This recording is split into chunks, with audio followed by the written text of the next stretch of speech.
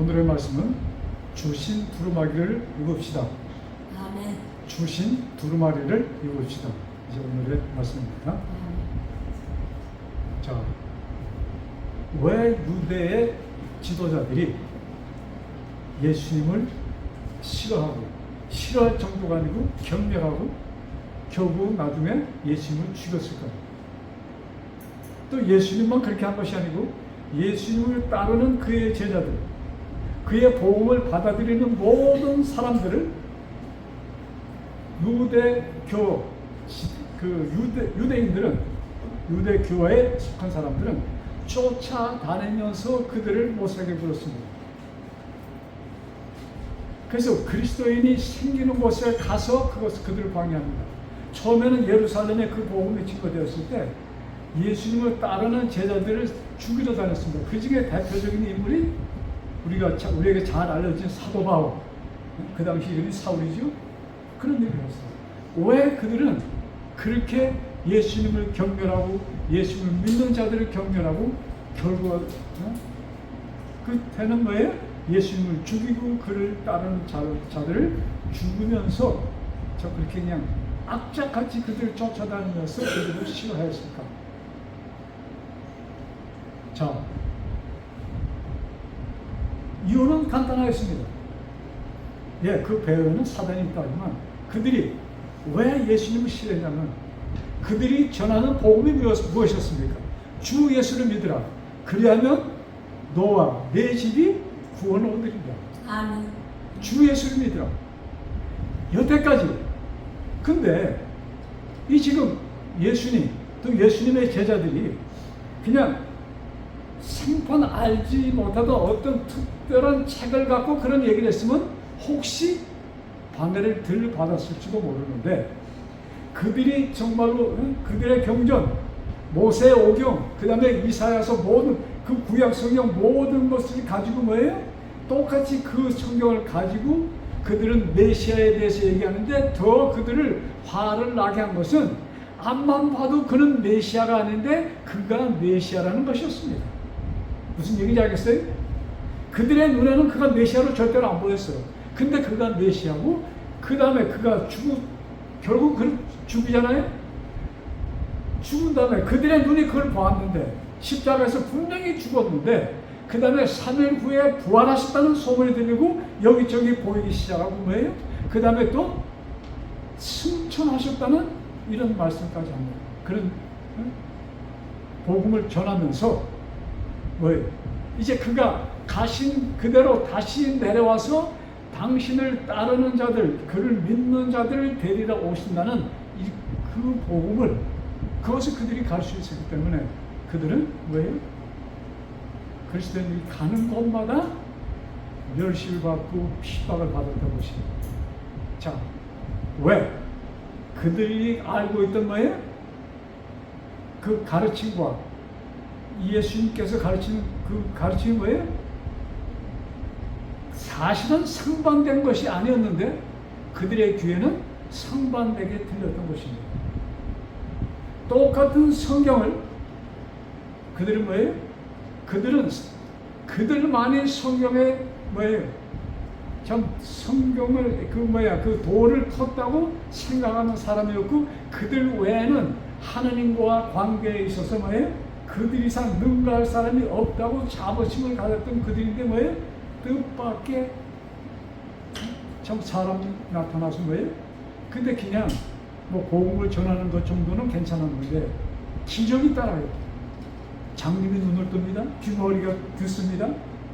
앉은 데가 일어납니다. 죽었던 살을 살립니다. 문둥병이 없어집니다. 중풍 환자가 일어납니다.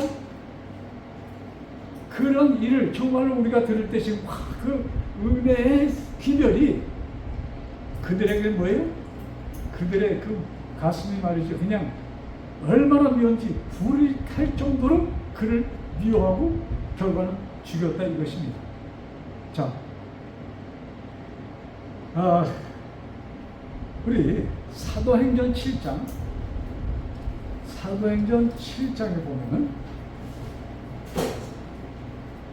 그 스데반 예수님께서 부활하신 후 이 복음이 전파되면서 처음으로 집사가 되었던 스데반이라는 사람이 있습니다. 그 스데반이 당한 일에 대해서 이 사도행전은 다음과 같이 묘사하고 있습니다. 자, 그것이 어쩌면 대표적으로 사실 처음 예수님 말고 그 다음 처음으로 뭐예요? 죽임을 당한 자입니다. 예수님 말고. 자, 사도행전 7장 몇 절이냐면 55절부터 60절에 있는 말씀입니다. 찾았으면 사도행전 7장 55절부터 60절에 있는 말씀인데, 제가 오늘은 현대어로 기록된 성경을 읽으니까 여러분들 생각과 좀 단어가 좀 틀리고 어경이 좀 틀리지만은 여러분들 성경을 보면서 같이 따라보세요. 55절. 스데반은 성령이 충만하여 하늘을 우러러 보았다. 이제 스데반이 복음을 전하니까 사람들이 그가 왜 그냥 그를 끌어다가 뭐예요? 그를 죽이기 바로 직전에 그 상황을 여기 기록한 것입니다. 스데반은 성령이 충만하여 하늘을 우러러 보았다. 그때 하나님의 영광과 하나님 오른편에 서 계시는 예수의 모습을 보았다. 그가 소리쳐 말하였다. 보시오, 하늘이 열리고 메시아이신 예수께서 하나님 오른편에 서 계십니다. 자, 스데반이 지금 온 이스라엘의 메시아를 기다렸는데 7장 55절입니다. 사도행전. 자, 온 이스라엘이 메시아를 기다렸는데 참 유대 나라의 그 종교 지도자들, 제사장, 바리새인 거의 대부분의 사람들은 뭐예요? 예수님을 받아들이지 않아서 메시아라는 것이 인정할 수가 없었어. 그들로서는. 근데 지금 스데반이 하늘을 보면서 뭐예요? 지금 하나님 보호자 우편에 누가 있다는 얘기예요? 메시아이신 예수가 거기 있다, 이렇게 얘기를 합니다. 정말 그들의 귀에는 이게 미치고 환장하려고 하네요. 자, 어떤 일이 벌어지는가? 그러자 사람들은 손으로 귀를 막으며 스데반을 향해 욕설을 퍼부었다. 뭐라고 했을게? 너 미친놈? 응? 무슨 수작이야? 이렇게 얘기했겠죠?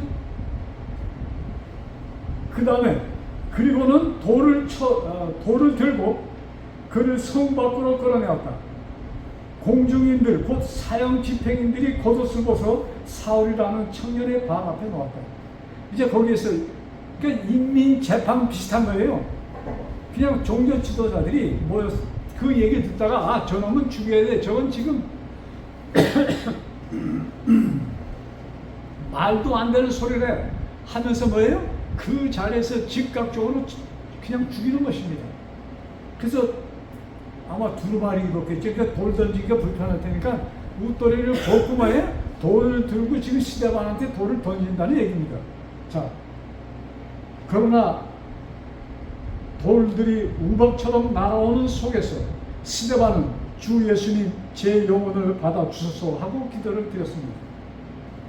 돌을 맞으면서 스데반이 뭐예요? 예수님, 주님, 나의 영혼을 받아 주소서. 그 다음에 계속 그는 기도합니다.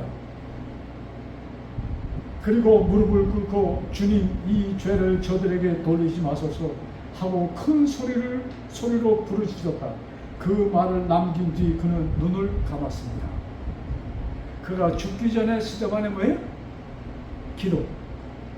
주님, 이 영혼 나를 기억하시고 그 다음에 뭐예요? 저기 지금 나를 향하여 돌을 던지는 사람들의 죄를 그들에게 묻지 마시고 그들의 죄를 용서해 주소서 하는 기도를 스데반이 드립니다. 여기 지금 대표적으로 왜 이스라엘 사람들이, 유대인들이 예수님을 믿는 사람들 경멸한 이유가 여기 있는 것이에요. 왜? 그들은 받아들일 수 없는 예수를 뭐예요? 메시아로 받아들이고 또 그가 죽었다가 부활했다는 소식을 전하고 그가 승천했다는 얘기를 하면서 그는 다시 와서 우리를 데려가니까 이제부터는 뭐예요? 주 예수를 믿으라. 그러면 너와 내 집이 구원을 얻으리라. 여태까지 그들은 뭐예요? 사람이 하나님의 자녀로서 영생을 얻으려면은 모세를 통하여 주신 십계명을 철두철미하게 지켜야 지키는 사람들이 가는 것이 천국인데 엉뚱땅땅하게 뭐예요? 그거는 제쳐놓고 지금 그들의 눈에는 앞만 봐도 이단자로 보이는데 그를 믿는 자가 구원 얻겠다는 이 도를 그들이 가르치니까 경배할 수밖에 없는 것이에요. 그런 상황에 있었던 것입니다. 자, 여기에 지금 청년, 사울이라는 청년 있잖아요. 그가 누구냐면 나중에 개종을 하고 사도 바울이 됩니다. 그래서 스데반의 마지막 기도, 참 여러분 독이 나서 돌을 던졌지만 자기가 던진 돌이 그 사람의 머리에 맞는 것을 던진 사람은 압니까? 알아요. 돌을 맞고 피투성이가 돼서 지금 막 피가 철철 흐르는 그 순간에 뭐예요? 그는 무릎 꿇고 기도합니다. 주님, 나를 기억해 주세요. 당신 나를, 주님, 내 영혼을 기억해 달라. 그 다음에 그걸로 끝이지 않고 뭐예요? 당신을, 자기를 위하여 돌을 던지는 사람들, 주님, 저들의 죄를 용서해 주소서 하는 그 기도, 그 기도가 이 사울이라는 청년 그 귀에 맴돌았던 것입니다. 그는 계속 예수님을 믿는 사람들을 죽이러 다녔지만 성령 하나님께서 그 음성이 그 귀에 계속 들리게 하여서 결과적으로 그는 뭐예요? 얼마 있다가 그도 예수님을 받아들이고 개종하여 정말로 참 신실한 뭐예요? 전도자가 됩니다. 그게 사도 바울이에요. 자, 우리가 여러분들이 예수님 받아들였습니까? 아멘. 받아들였어요? 아멘. 받아들인 자는 뭐예요? 믿고 뭐예요? 그 다음에 입으로 시인하는 자는 구원에 이른다는 말씀을 주셨어요. 아멘. 여러분 그렇게 하셨어요? 아멘. 구원이 이르렀습니까? 아멘. 자, 근데 사도 바울이, 근데 문제는 우리가 예수님을 하나님을 믿는다는 사람들이 우리들이 신앙생활 하는데 내가 이제 구원 얻었으니 나는 기쁘다. 항상 우리가 그냥 기뻐 삽니까? 우리 걱정이 많아요? 근데 무슨 걱정들을 합니까? 우리는 기도할 때 내가 이게 정말로 구원을 얻었나? 왜? 내가 하는 행동을 보니까 구원 얻은 것 같아요? 못 얻은 것 같아요? 어때요? 못 얻은 것 같지만 그래도 자, 그냥 한 절 한 절 하세요. 전부 다 그냥 4절까지 하지 말고. 자, 내 모습, 나의 행동을 보니까 구원 못 받았어. 그 못 받았다는 그것이 더 강하게 있어. 왜? 조금만 다른 사람도 아니고 자기 남편이, 자기 아내가 조금 얘기하는데 자기 생각과 틀리다고 뭐예요? 핑계를 팍 올리고. 그래요? 그리고 불편하면 그 불편도 쏟아놓고, 나한테 한번 믿게 된 사람은 수십 년 전인데도 계속 그 사람 이름만 나도 그거 나쁜 놈이야, 그거 사람도 아니야, 막 그것이 우리들의 현주소야. 그런 모습을 볼 때 하늘에 가까운 사람이야, 하늘과 아주 먼 사람들이야. 어떻게 보입니까? 하늘과 너무나 멀어. 그때 좌절됩니까? 좌절돼. 여러분, 사도 바울이 다른 누구도 아닌 성경 신약 성경 27권 가운데 13권, 그 다음에 히브리서에서 그것까지 하면은 14권, 절반을 기록한 사도 바울입니다. 신약 성경의 절반을 사도 바울이 기록하였는데, 그 사도 바울이 마음에도 지금 여러분들이 생각하는 같은 생각을 하였다 이것입니다. 그러면서 그가 뭐라고 해요? 오라 나는 공고한 자로다. 자기의 행동, 여러분 자기의 마음, 그것이 자기는 본인은 알잖아요. 우리가 유혹을 받습니까? 유혹을 받아. 내가 유혹 받고 거기에 걸러 넘어졌다는 것을 내가 압니까? 알아요. 근데 사람들은 아주 큰 것 외에는 사소하게 말이죠. 그냥 누굴 미워하고 이런 것은 아주 정상적이라고 생각하고 그것은 죄라고 인정도 안 하는 세상에 우리가 살고 있습니다. 특별히 기독교인들. 주님 하고 성경 이 교회에서 그냥 막 기도하고 막 한 다음에 나가서 자기 미운 사람 보면 그냥 그 자리에서 뭐예요?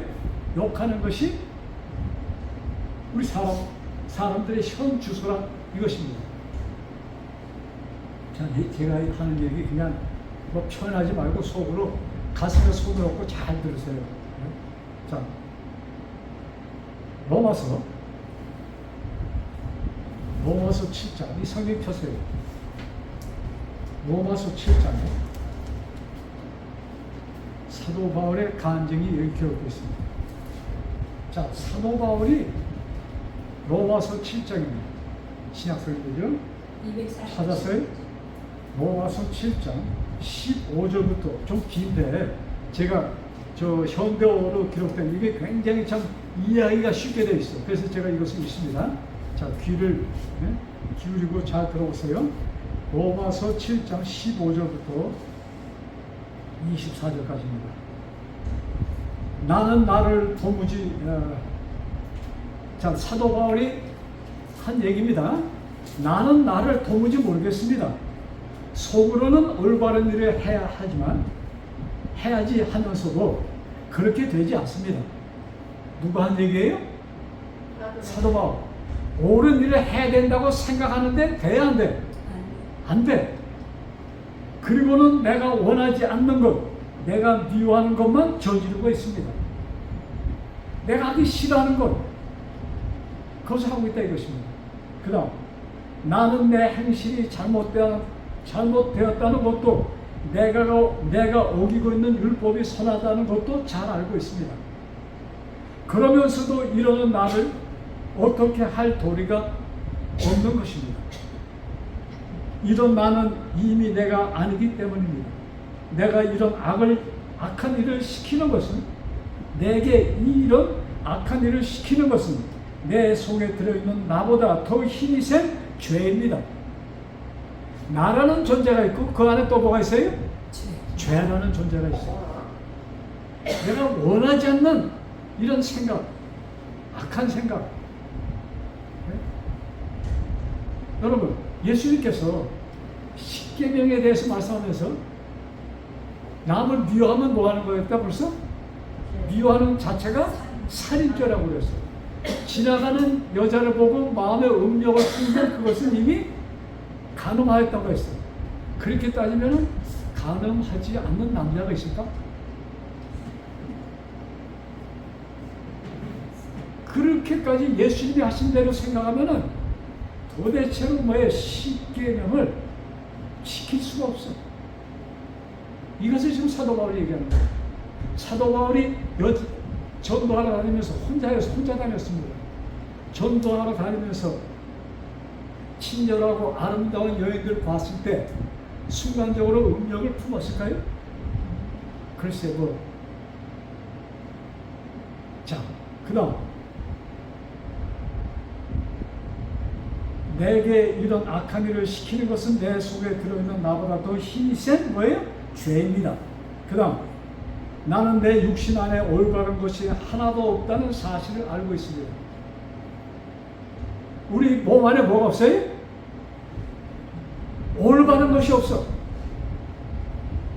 우리를 가만 보면 뭐만 있어요? 못된 것만 있어 사실. 이것이 인간이에요. 자, 이게 누가 쓴 글이에요? 사도 바울의 간증입니다. 아무리 몸부림쳐도 나는 나에게 올바른 큰 일을 하게 할 수 없습니다. 아무리 내가 몸부림쳐도 내가 올바른 일을 할 수가 없어. 절망에 빠져있는 당신을 보는 겁니다. 나는 그렇게 하고 싶어도 되지가 않습니다. 그렇게 하고 싶어. 그런데 돼야 안 돼. 안 돼. 선한 일을 하고 싶어도 되지 않고 악한 일을 하지 않으려고 해도 악한 일을 하지 않으려고 애를 써도 안 됩니다. 자, 선한 일을 하고 싶은데도 안 되고 뭐는 돼요? 악한 일이 쉽게 돼. 이것이 인간이라 이거예요.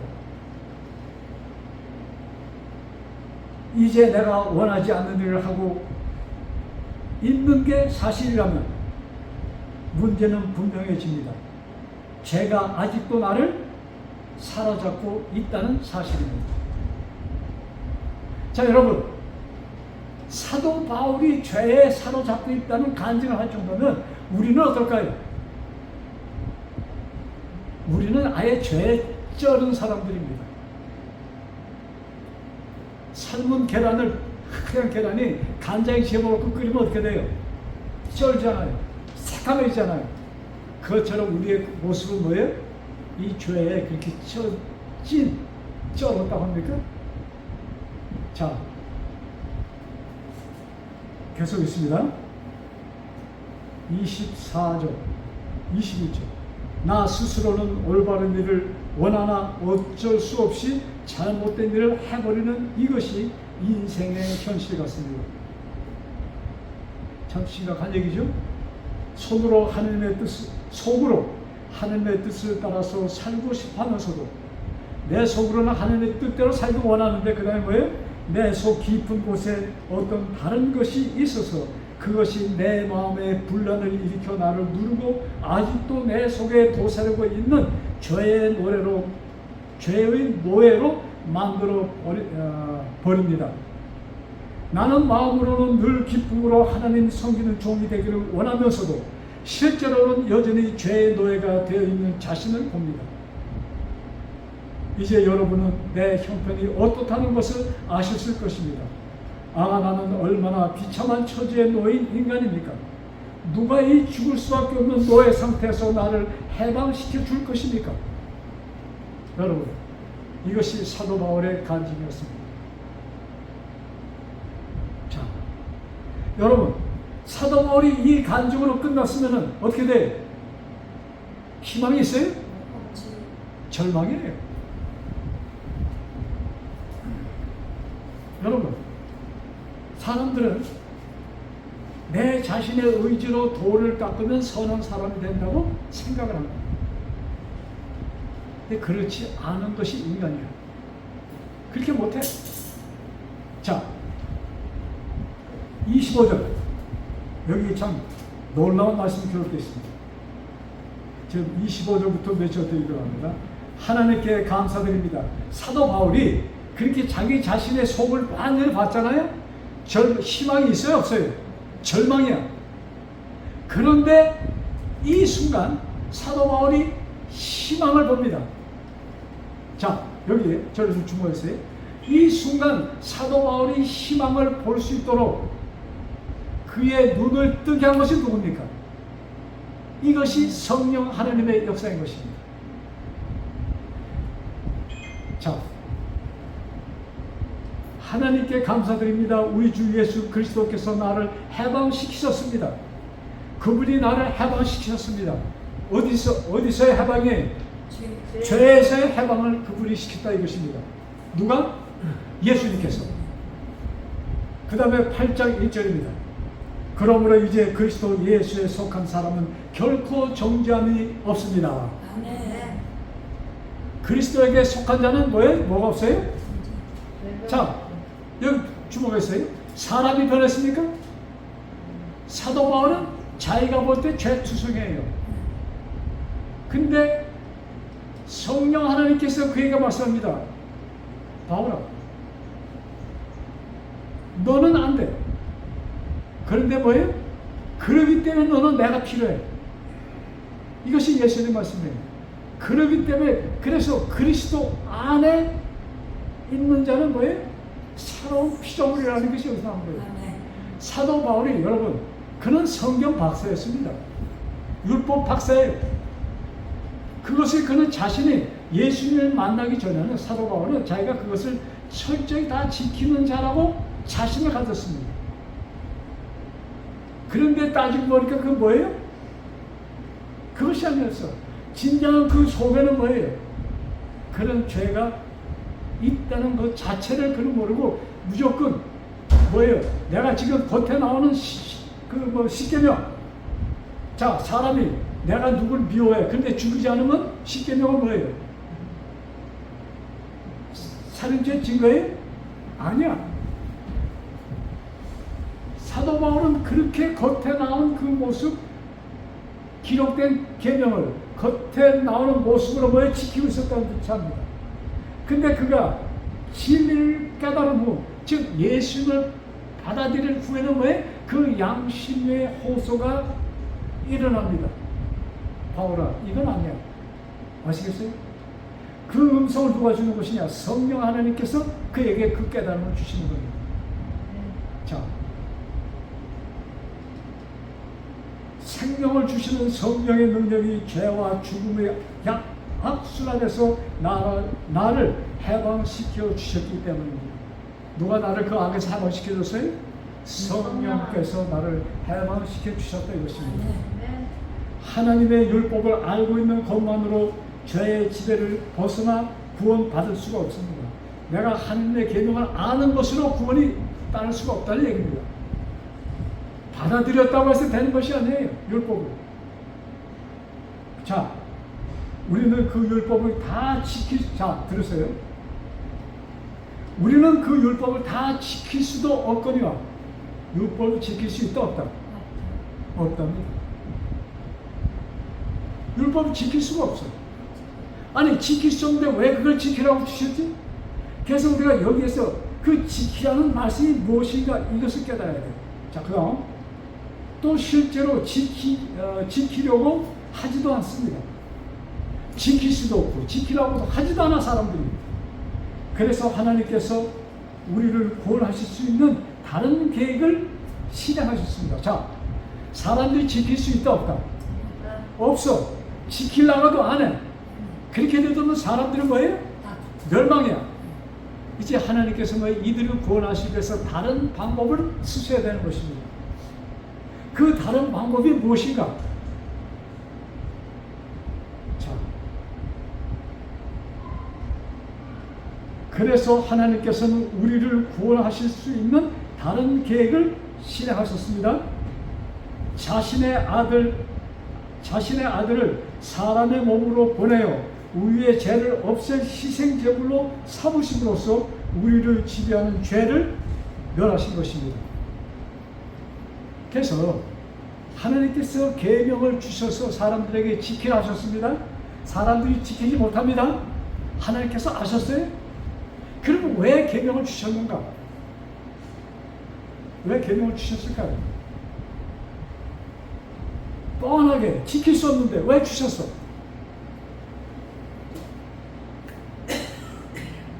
자, 눈을 지키시라고 생각이 나요? 자, 왜 지킬 수 없는 계명을 주셨어?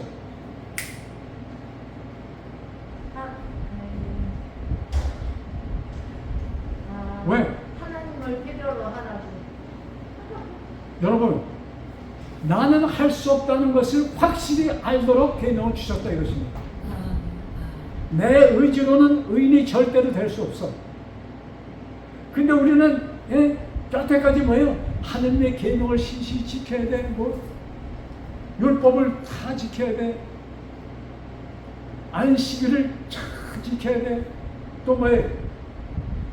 또 일요일날 주일, 일요일날 교회 다니는 사람들은 주일 성서, 주일 거룩하게, 안식일 교회 다니는 사람은 안식일을 거룩하게. 글쎄 어떻게 안식일을 지키는 것이 거룩하게 지키는 것인지. 솔직히 제가 70년 이상을 교회를 다녔지만 저보고 설명하라면 저는 몰라요. 여러분, 지킬 수 없는 것을 사도 바울은 깨닫습니다. 그렇기 때문에 뭐예요? 누구의 음성을 듣는 거예요? 성령 하나님의 음성을 듣고 뭐예요? 성령께서 말씀하십니다. 하나님께서 내가 할 수 없기 때문에 당신의 아들을 보내서 너 대신 뭐예요? 그것을 율법을 완성하셨어요. 이제는 율법은 뭐예요? 율법에 매여 있지 마. 여러분, 여기 사도행전 다음에 제가 그걸 보여드리겠습니다. 그것을 뭐라고? 율법과 사람의 관계를 남편에 있던 자가 남편이 있는데 다른 사람하고 저 다른 남편 있는 여자가 다른 남자하고 어울려서 나가면 무슨 죄예요? 간음죄죠. 근데 남편이 죽은 다음에는 또 시집가도 돼요? 그렇게 말씀하시면서 유태인들 너희들 말이야 율법과 결혼해서 그런데 그 율법이 뭐예요? 죽었어. 율법이 죽었으니까 이제는 뭐예요? 자유범이 됐어. 이렇게 설명합니다. 그러면 율법이 죽었다는 것이 무엇이냐? 율법을 완전히 없앴다. 그렇게 그 뜻이 아니고 뭐예요? 율법이 뭐예요? 율법을 누가 완성했어요? 율법을 없앤 것이 아니고 율법을 완성했어요. 누가? 예수님이 완성했어요. 예수님의 당신의 죽음으로 율법의 요구를 뭐예요? 다 묵살시키고 이제 나와 하나님과 뭐예요? 이제 하나가 되는 그 경지에 우리를 이끌었다 이것입니다. 아멘. 이해가 되세요? 자, 그래서 여러분 로마서 폈잖아요. 로마서 8장 13절 지금 저 거기 13절 봐요. 거기 뭐라고 기록하면 자 8장 로마서 8장 13절 찾았어요? 네. 자 육신대로 살면은 반드시 죽을 것이로되 육신대로 살면 뭐예요? 반드시 죽을 것이로되 영으로 몸에 뭐예요? 행실을 죽으면 살리라. 아멘. 육신대로 사는 것이 뭐예요? 육신대로 사는 것은 세상적으로 사는 이렇게 사람들이 그냥 쉽게 받아들이는데 그것도 포함되겠지만 육신대로 산다는 거예요. 육신의 눈으로 나를 볼 때 우리는 반드시 죽게 돼 있어요.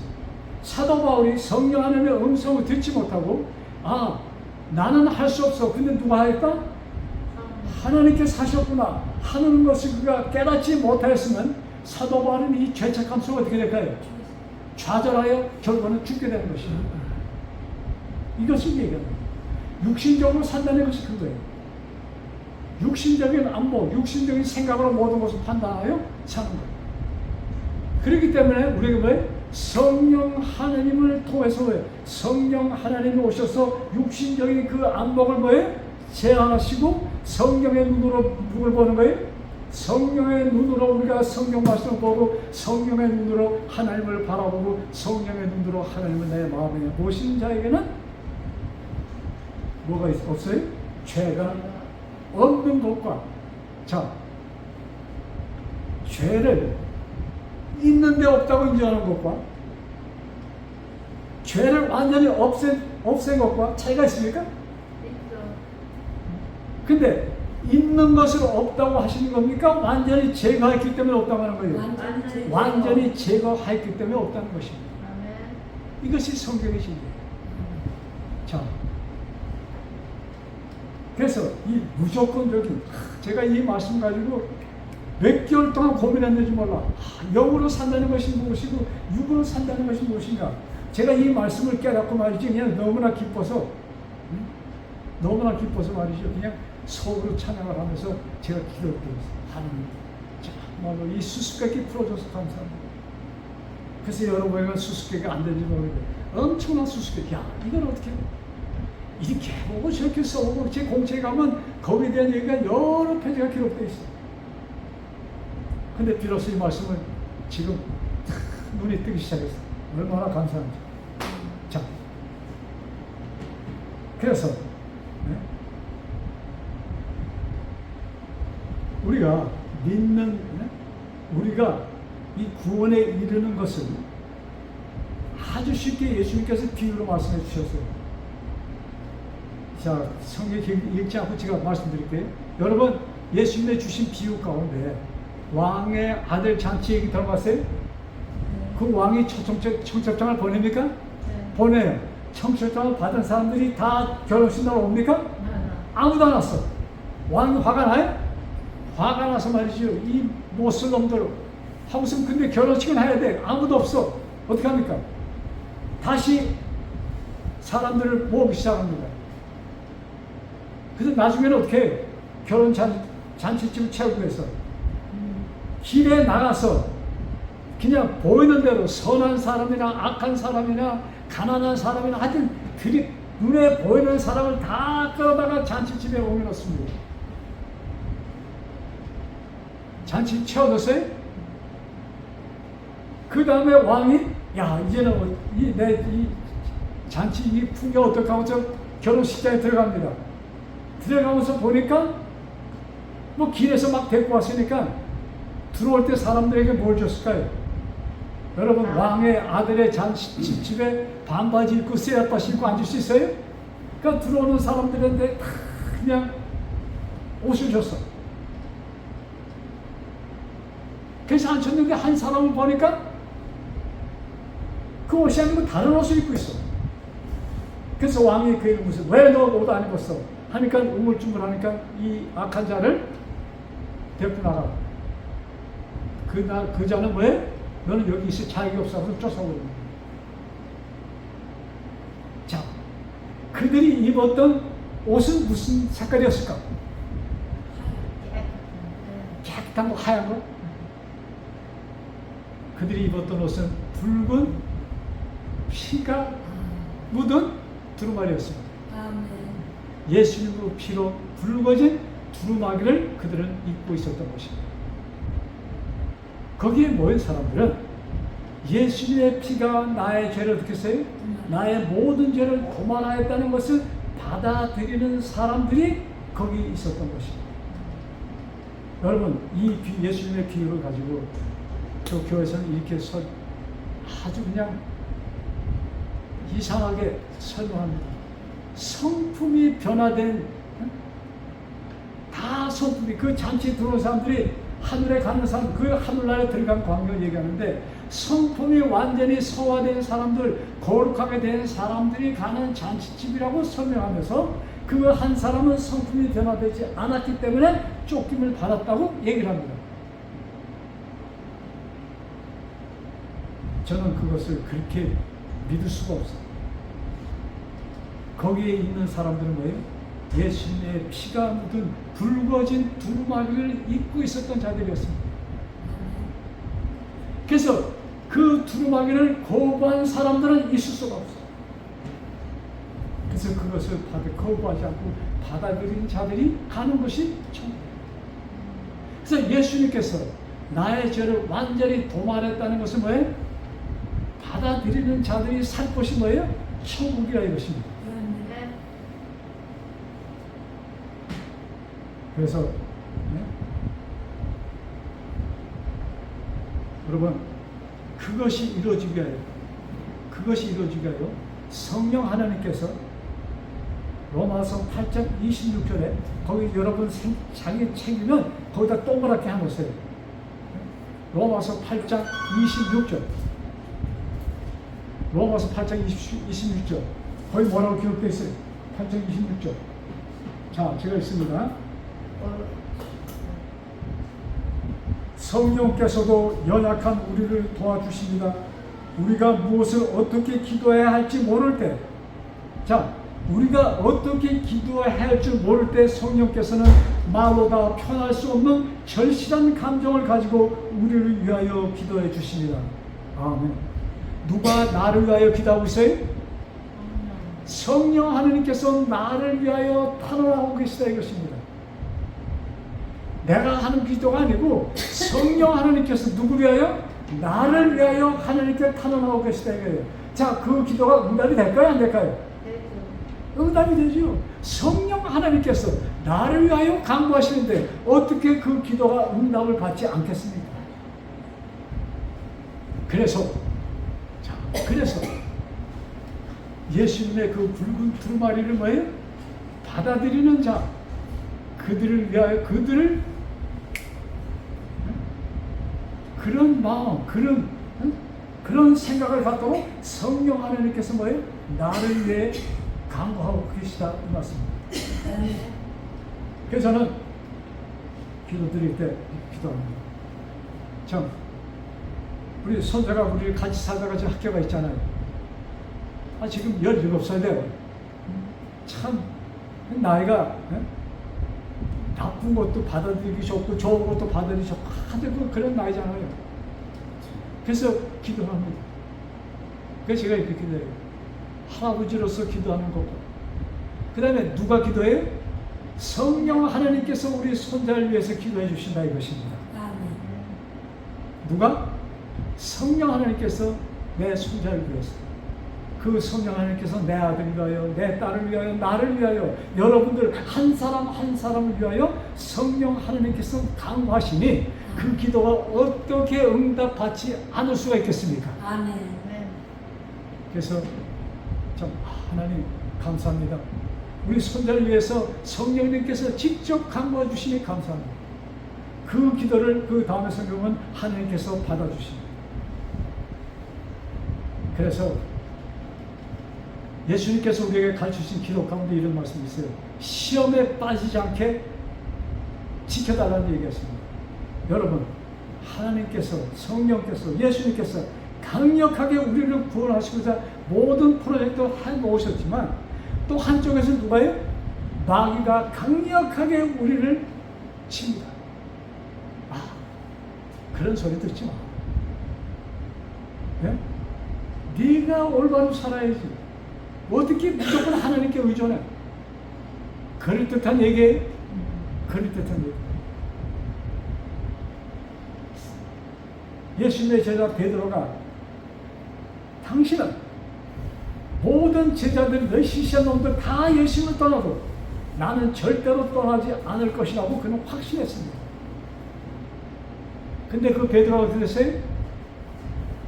3번이나 예수님을 부인하고 마지막에는 저주까지 하면서 예수님을 떠났습니다. 그 순간 사단은 맹 공격을 가합니다. 베드로가 넘어졌습니다. 베드로가 넘어졌다고 사단은 박수 쳤겠죠? 그런데 누가 슬퍼합니까? 예수님께서, 성령님께서, 아버지께서 슬퍼하시면서 더 강한 성령님께서 계속 그의 마음을 호소하셔서 베드로가 어떻게 해요? 다시 소생합니다.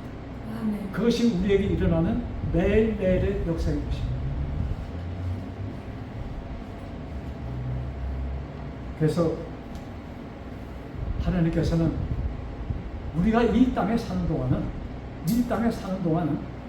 우리의 호흡이 있는 동안은 우리는 계속 넘어지고 아시겠어요? 교회 직책이 나를 붙들어주지 않습니다. 목사, 장로, 집사, 권사, 이것이 나를 붙들어주지 않아요. 우리는 넘어집니다. 그러나 우리가 무슨 어느 믿음을 버리면 안 돼요? 성령님께서 나를 붙들어 주시고 예수님께서 나의 기도를 응답해 주시고 성령님의 기도로 아버지께서 응답해 주셔서 뭐예요? 나를 절대로 놓치지 않는 분이 계시다는 것을 우리 마음속에 우리는 계속 확인하면서 살아야 되는 것입니다. 그래서 눈을 감는 순간까지 우리는 범죄합니다. 여러분, 완전히 성화되어서 거룩한 성도, 그가 잠들어서 그 다음에 천국 가는 것, 이것이 아니야. 우리는 호흡하는 그 순간까지 범죄합니다. 그런데 그 모든 것은 왜 내가 사도 바울이 나는 하나님 절대 할 수가 없네요. 그러나 뭐예요? 성령 하나님을 통하여 그러기 때문에 예수님이 나를 위하여 돌아가셨고 그 돌아가신 예수는 나는 믿습니다 하는 그 순간 뭐예요? 나의 모든 죄를 도말하여 주셨다는 것을 사도 바울은 확신하면서 기도합니다. 그 사도 바울의 확신한 기도가 우리의 것이 되기를 바랍니다. 아멘. 여러분, 그래서 우리가 예수님을 받아들였습니다. 구원 얻었습니다. 그런데 내가 호흡하는 순간 계속 범죄합니다. 그러나 우리가 뭐예요? 예수님께서 가르치신 그 기도, 시험에 빠지지 않게 아버지 오늘도 그때 성령 하나님께서 우리를 도와주십니다. 그리고 우리가 주 안에서 호흡이 끊어집니다. 그런 자들을 위하여 어떤 일이 생깁니까? 예수님이 재림의 날 우리는 새 하늘과 새 땅을 상급으로 받게 될 것을 성경 마지막 책에 그것을 기록하고 있습니다. 여러분, 요한계시록 21장 22장의 맨 마지막 장인데, 자, 22장. 참 오늘 성경 공독한 말씀인데 제가 제 성경을 읽을게요. 자, 들어보세요. 몇 절이요? 21장 1절부터 4절까지 읽겠습니다. 그런 뒤에 나는 지금까지 있던 하늘과 땅은 사라져버리고, 자, 여러분 성경과 같은 성경을 제가 읽을게요. 요한계시록 21장.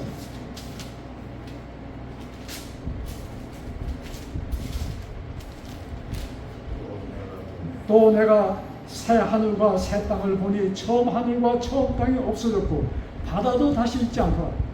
또 내가 보매 거룩한 성 새 예루살렘이 하나님께로부터 하늘에서 내려오니 그 예비한 것이 신부가 남편을 위하여 단장한 것 같더라. 그 다음 내가 들으니 보좌에서 큰 음성이 나가로되 보라, 하나님의 장막이 사람들과 함께 있으매 하나님이 저희와 함께 거하시리니 저희는 하나님의 백성이 되고 하나님은 친히 저희와 함께 계셔서, 그 다음 모든 눈물을 그 눈에서 씻기시매 다시 사망이 없고 애통하는 것이나 곡하는 것이나 아픈 것이 다시 있지 아니하리니 처음 것들이 다 지나갔습니다. 여러분, 다시 모든 눈물을 그 눈에서 씻기시매 다시 사망이 없고 애통하는 것이나 곡하는 것이나 아픈 것이 다시 있지 아니하리니 처음 것들이 다 지나갔습니다. 여러분, 이 복된 부활의 아침에 참석하시는 우리 모두 되겠습니다. 그날 만나서 서로 끌어안고 기쁨의 찬송 부리는 우리 모두 되기를 간절히 바라면서 오늘의 말씀을 마칩니다. 아멘. 네. 기도드리겠습니다. 하늘에 계신 저희들 아버지, 참 저희들 자신을 볼 때 저희들은 실망에 빠집니다. 아무리 말씀을 보고 아무리 올바르게 살고자 발버둥을 쳐도 우리는 그렇게 하지 못하고 있습니다.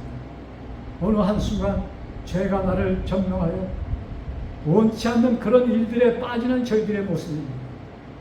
아버지, 그러나 우리들을 버리지 않으시고 성령 하나님께서 우리를 위하여 강구하심으로 우리들에게 다시 구원병이 도착하여 우리를 다시 소생시키시니 감사합니다.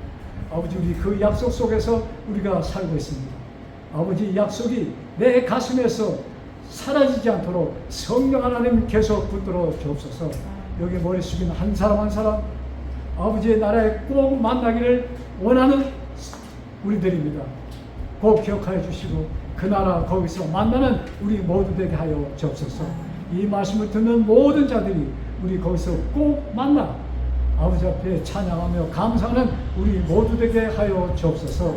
이 모든 말씀 우리를 사망에서 생명으로 옮겨주신 주 예수 그리스도 받들어 간절히 기도드렸사옵나이다. 아멘.